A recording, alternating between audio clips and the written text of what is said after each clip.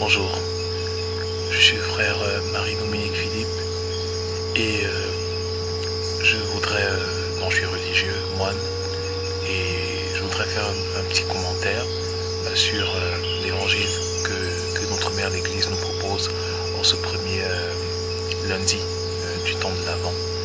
Alors l'évangile du jour c'est Matthieu 8, versets 5 à 11.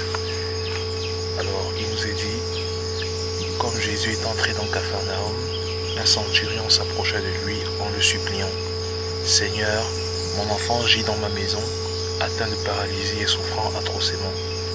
Jésus lui dit: je vais aller le guérir. Seigneur, reprit le centurion, je ne mérite pas que tu entres sous mon toit, mais dis seulement un mot et mon enfant sera guéri.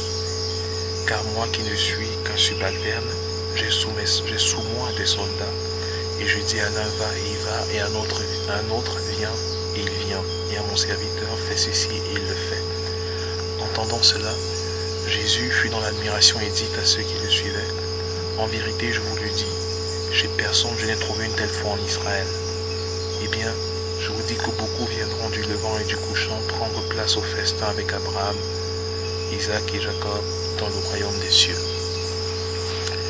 Alors ce qui me semble particulièrement merveilleux dans cet évangile, c'est quand Jésus loue la foi de ce centurion.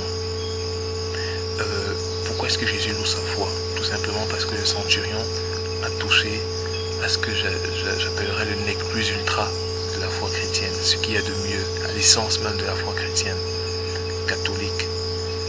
Et ce qu'il y a de plus beau dans la foi chrétienne, c'est qu'elle nous donne la catholique en ceci qu'elle contemple la vérité dans son intégralité. Ce qu'il y a de plus beau donc, c'est qu'elle nous donne la capacité de contempler l'abaissement infini de Dieu devant sa créature, du fait même de son amour fou pour chacun de nous. Le centurion dit à Jésus: moi qui ne suis qu'un subalterne, j'ai sous moi des soldats, et je dis à l'un va et il va, à un autre vient et il vient, et à mon serviteur fait ceci et il fait cela. En fait, qu'est-ce que le centurion dit à Jésus? Il dit à Jésus, du point de vue de la justice, du point de vue, on pourrait dire, de la philosophie, de la théologie naturelle, c'est toi qui m'as créé, et donc je suis ton subalterne. Mais du point de vue de la foi, du point de vue de la grâce par laquelle tu me donnes d'être ton ami, je comprends que tu as décidé de te mettre à mes pieds. Je comprends que j'ai décidé de m'obéir de par l'amour fou que tu as pour moi. Je comprends que si je te dis viens, tu viendras. Que je te dis fais ceci, tu le feras. Que si je te dis va, eh bien tu iras. Et Jésus se rend compte qu'il a compris cela. Que Dieu, qui est Trinité, du point de vue de l'amour fou qu'il a pour chacun de nous, a décidé de faire notre volonté. Une fois de plus, sa théologie naturelle nous donne la capacité, nous donne de contempler la créature qui est servante du Créateur. Mais du point de vue de la théologie révélée, du point de vue de la révélation chrétienne, nous contemplons Dieu qui se fait serviteur de l'homme. Et c'est fou, parce qu'il nous aime infiniment. Nous avons à contempler chaque jour cette grâce que Jésus nous a faite en nous donnant d'être ses amis.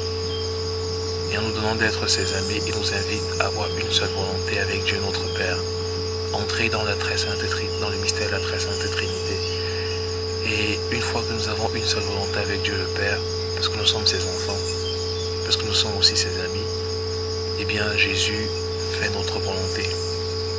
Nous lui disons va et il va, comme dit le centurion ici. Nous lui disons viens et il vient. Nous lui disons fais ceci et il le fait. C'est ce que les saints du ciel vivent. C'est ce que la Vierge Marie et Saint Joseph ont vécu de façon éminente. Saint Luc nous dit, Jésus marchait avec eux et il leur était soumis. Pendant ce temps de l'Avent,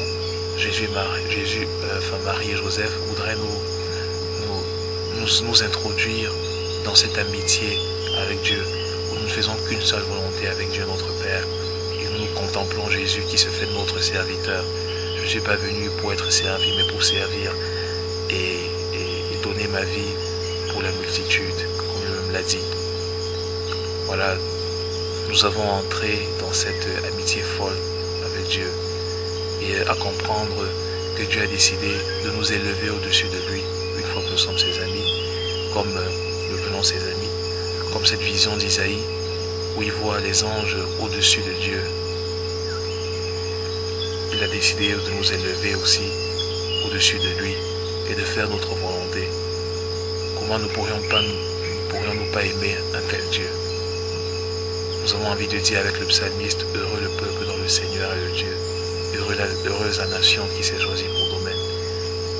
Entrons toujours plus profondément dans ce mystère-là, pendant ce temps de l'Avent, où Jésus vient nous révéler l'abaissement infini de Dieu devant nous, devant chacun d'entre nous.